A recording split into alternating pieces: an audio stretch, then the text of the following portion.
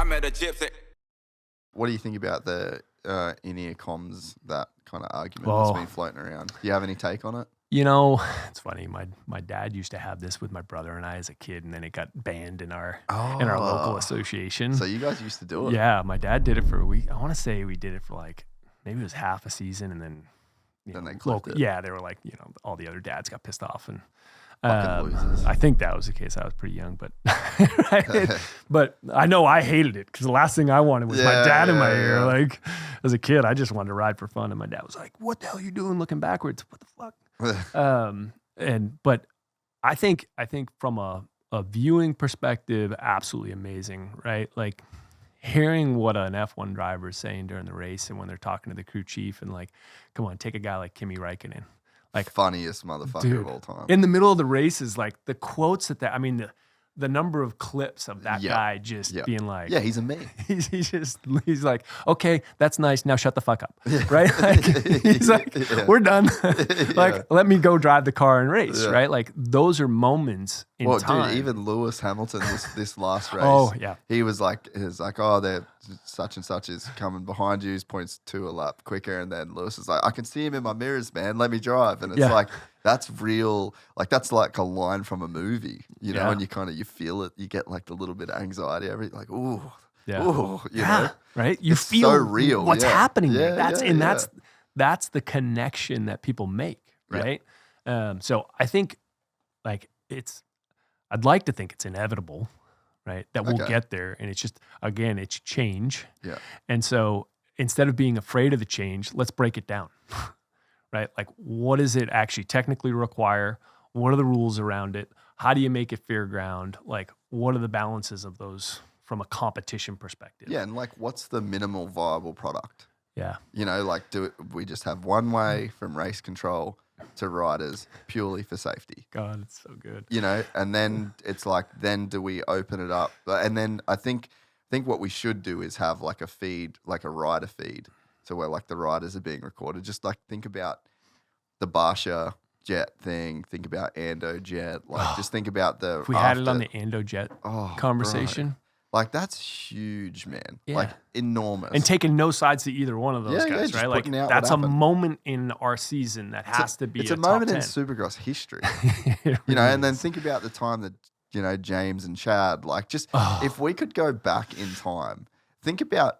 If every single show, like you have your intros and stuff like that, and you're showing those, or you're doing your pre-race build-up shows, and you've got that audio, like the context, the layers of context that gives to the stories is just priceless. And we have nothing. Nope. 50 years of nothing. Take even like last week, Nashville, you got AC leading the heat race. And like he goes over the finish and he throws an arm pump, and you could tell during the race the crowd was starting to just like there's a murmur and a build. It's like, wait, is AC going to get a heat race win the week after he tells us he's done? Yeah, right. Like here's a golden child of our sport who we just generally speaking love, and he's just such an awesome character. Can you imagine him being able to hear what because there's no doubt he would have been like hooping and hollering, right? You would imagine. Or like even getting the audio of Hunter coming up to him after, because Hunter would have been like, bro, I'm sorry, dude. So sorry, Like that's like beautiful moments to capture for the sport, and like that's the stuff. And again, it's like the wife test. Yeah. Like that's the kind of shit that my wife cares about, and like even think about like growing the sport, right? Just think about if every dude's wife wanted to watch. You've literally doubled the audience of the sport. Dude. Like that's how impactful we can be in terms of like numbers of growing the sport. Yeah.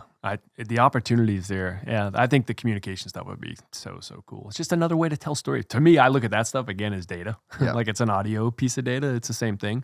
Like again, just overlay it to the stream of data that you're getting from a bike, from the rider, from the lap times, and you just put that timestamp on it, and man, you can just tell a different story. You're gonna like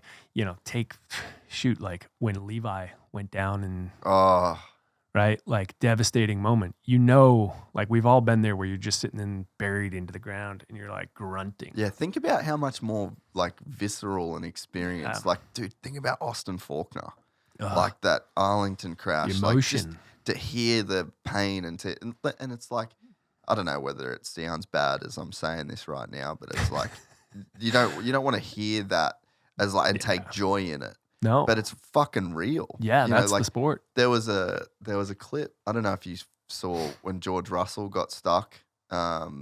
This was recent. I think it was at Melbourne Grand Prix. And he comes around one of the turns, he loses the back end, hits the wall, flips on his roof, and he's in the middle of the track upside down. And he's like, red flag, like he's yelling for them to like red flag it because he's blind you can hear the like fear and and it was like, Jesus, dude, like this is gnarly, And we always tell people how badass our guys are. That's like the one thing every core moto fan is like, we're the fucking badass. And we are. Like we are, even a dude like me and you, like you've fucking broken your neck for your hobby. It happens. Like we are like we're badass dudes when it comes to this. And that's all we do is tell people. Why can't we show people? Yeah. And like those types of things would help us show people. And that like you bake that into a broadcast, like you think that someone's not going to see something like that and have the sound and the emotion and the fear and like that paints a pretty epic picture of what's on the line for these guys. And I think that really tells the story. I've not listened to what the detractions are from it. Like why you wouldn't want the communication. Oh, because a rider's head would explode if you spoke to him in the middle of a rhythm section. Yeah, I mean, but like. Literally, that's what people think. And I mean, as a rider, I can fully appreciate you're in the zone, you're in the flow. You don't want, like, there's going to be certain riders that aren't going to want that, but like, that's just common sense for the team, right? Like if a mechanic assume the mechanic is your primary or the team manager is a primary that's going to be communicating, man, they're talking about strategy to the nth degree. It just becomes a piece of the strategy, right? Like, hey, here are our places on the track. We're going to talk to you. Yeah. Like crossing the start straight, you're going to get. Exactly. Like, you're going to, over the triple in the middle of the year, we're going to, there's multiple places where there's just, quote unquote downtime. Yeah. I don't know. To me, it feels like it would just add so much to the viewing experience. And quite frankly, I think it would add to the competitive part, right? Like I can imagine that people would be worried about changing the competition, but like F1, NASCAR, they're all talking. You got spotters. You're getting that information and that feedback. Like if everybody's got the same access to it, then hey, it's the same level playing field. Like, think about, if the data's real time, like Eli's 0.3 faster in this segment or 0.3 faster in the sand. Yeah. Like you can literally just say Jet's 0.3 faster in the sand. Yep. Eli is physically capable of going that speed. Yep. But and I guess that's a bit of the chess game, but it's like he just doesn't know. Yeah, like the chess will just move. Yeah, exactly. It just becomes like a different game of chess, know. But also just like purely the safety element. Think how many times have you been the red sitting? Flag in St. Louis wouldn't have ever been a problem. Yep. And dude, that to me, I was so pissed. Yeah. Like my wife's literally going like, don't post that. You'll lose your media pass. And I'm just like, I was fucking livid because that to me is like, what are we doing? Yeah. Like it's the same thing that I had at the club day in North Queensland with 100 riders entered. Going into the history here. Yeah. Just like that the same system. So that you're telling me at the pinnacle of the sport on a stadium floor in the US with the best riders on planet Earth, 5 of the fastest group of riders that the world has ever seen had the ability to miss this. We're doing something wrong massively. And then it impacts points and overalls. Yeah. And like, who knows how it affected Jet. And then like, shouldn't we want to remove that layer of fuckery from the sport forever? It definitely. I do. There's, it's interesting. Like I'm sitting here going, I don't know, man. The outcome of that ended up being a closer points battle. So in the end, the fan kind of benefited from the fuckery, right? But it can go either way. Yeah, the safety piece though could be huge, safety. Right? Like just everybody getting that piece. So I don't know. I think it would add to the sport for sure. Again, I've not really thought through the detractions from it in any depth or length, but like to me, it feels like, again, storytelling, better stories, right? Like I just live and breathe the idea that, you know, and building the database to me was in doing the stats is like, it builds a better story. Yeah. And to me, having that communication, hearing what a team manager is going to say, or hearing what a rider is going to say, or a mechanic, and what they're going to communicate back and forth, it just adds to it. I look at the F1 for me as the example there, and dude, because it's boring racing. It gets it, dude. It's crazy boring. It is. You know, it's interesting. Like you're specifically F1. You're saying, yeah. I mean, there's times where it just you got Verstappen out there just killing it, and it gets you're like, okay, but it's still entertaining. Yeah, and because you get these other streams of data, you get these other stories, these secondary stories. I mean, come on.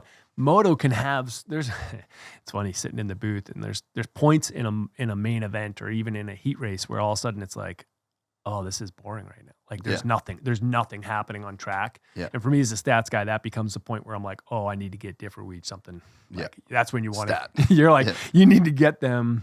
Like I feel and own it. Not that they can't. I mean, those guys are such pros. Like they can tell stories and it's really amazing to watch that part of it. But like if I can give them something that's just like a texture of somebody that's out that they can talk about, that RC can comment to, like it just adds to it, right? And so we get plenty of those downtimes in races, right? It's like those dreaded moments, like that's where the communication just becomes, that's where something like the layered on dartfish stuff becomes additive. That's where like real-time segment pieces where you show, hey, the reason that he's got a 9-second lead right now is because he's killing it in the sand section. Yeah. That's when all that other stuff comes to the top and is amazing, right? Yeah, or like riders are just doing different rhythms and it's like, what is this worth? Like, you know, the week before when Eli and Jet were the ones doing the 3-3 in the rhythm section, it's like, what is that worth to actually do that? Yeah, you know? Yeah, and Foxborough there, Yeah. So I don't know. I think the comms seems like to me it would be pretty awesome. We're excited to announce the launch of our new membership site, gypsytales.com, packed with exclusive content and perks that you won't find anywhere else. This is your chance to become a part of the Gypsy Gang. And as a special bonus, if you sign up to an annual membership, you'll be entered into the draw to win our custom-built TC125. Gypsy Gang.